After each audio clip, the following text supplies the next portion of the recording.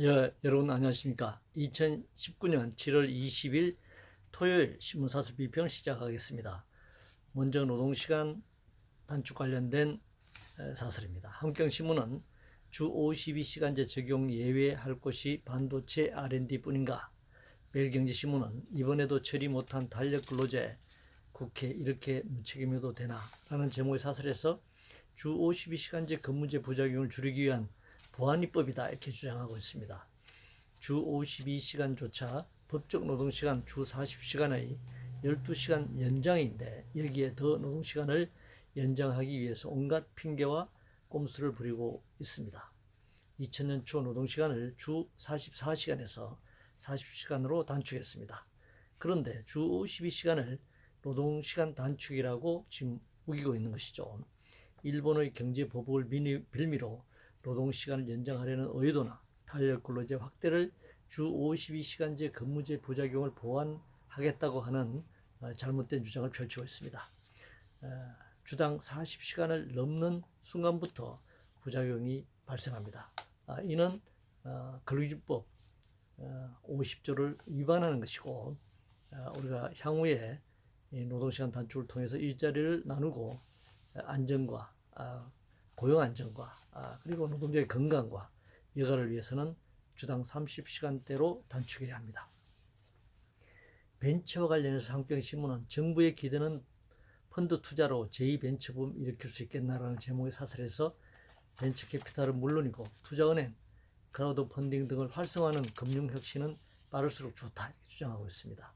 정부의 기대는 펀드 투자를 옹호해서도 안 되지만 그렇다고 금융투기자본에게 금융화를 촉진시키는 그런 장을 마련해서는 더더욱 안 된다고 생각합니다. 금융화는 부의 집중을 통한 사회적 불평등을 가속화시키기 때문입니다. 규제와 관련해서 매일경제신문은 규제 혁파 기업이 체감할 수 있을 때까지 해야 한다 이런 주장을 하고 있네요. 아예 헌법과 법률을 폐지하고 무정부를 선언하는 것이 낫겠네요. 기업 경영과 관련해서 한국경제신문은 정치인들의 기업 경영에 대한 무지 더는 안 된다라는 제목의 사설에서 대기업이 국내 중소기업 소재에 안 사주는 게 문제라니 극한의 경쟁력 키워도 생존 장담 못하는 글로벌 시장인데 경영을 의리 문제로 단순화해 족쇄에 채워서는 안 된다 이렇게 주장하고 있습니다. 도대체 공정거래법도 위반하면서 의리로 부당 내부 거래를 하는 세력이 누구인가요?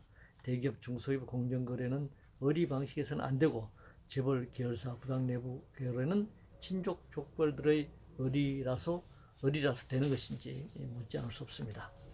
여야 청와대 회담 관련해서 조선일보는 지금 나라 사정이 6조 추경 다툼 벌일 정도로 한가한가라고 비판하고 있습니다. 여야 정치권은 현 상황을 자신들의 권력에 초점을 맞추어 정세를 분석하고 이용하려 합니다. 일본의 경제 보복에 대응한다면서 모인 여야 청와대 회담은 각자 자신들의 이해를 대변하는 자리로 이용하고 말았죠. 그저 내년 총선까지 그럴 것입니다. 그 다음 대선까지 또 그렇게 하겠죠. 규제와 관련해서 조선일보는 한국 규제 개혁에 영국도 놀러하다라는 부총리 어느 나라에 있나 라는 제목의 사설에서 OECD도 연례 보고서에서 한국에 대해 경제활동에 부담을 주는 규제를 줄이라고 권고했다라고 예시하고 있습니다. 경제협력기구니까 당연히 그런 소리를 했을 거다라고 생각합니다. 경제를 말하면서 경제의 또한 주체인 ILO의 공고는 왜 묵살할까요? OECD도 최소한 ILO 핵심 협약은 지키라고 하지 않습니까?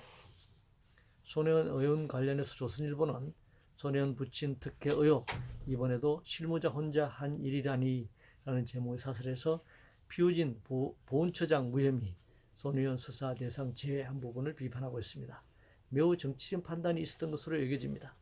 현재로는 다른 증거를 제시하지 못하는 한 법적으로는 일단락됐다고 할 수밖에 없습니다. 특목고 관련해서 중앙일보는 교육의 미래 사라진 두 교육감의 위험한 독주라는 제목의 사설에서 김성한 전북도교육감과 조희연 서울시 교육감을 비판하고 있는데요. 기계적 평등의 개인 이념에 집착하고 자사고냐 일반고냐 이분법 아닌 제대로 된 교육의 장래를 고민해야 한다 이렇게 주장하고 있습니다. 근데 평등 이념이 왜 문제인지 이제 묻고 싶습니다. 학교 교육의 목적은 획일화된 성적을 중심으로 한 차별화, 서열화가 아니라 각계의 인격과 존엄을 중시하면서 창의성을 개발하는 곳이죠. 동시에 공동체 사회를 배우고 체험하는 장이기도 합니다. 지금 자사고와 일반고를 이분법적으로 가르는 세력이 누구인가요?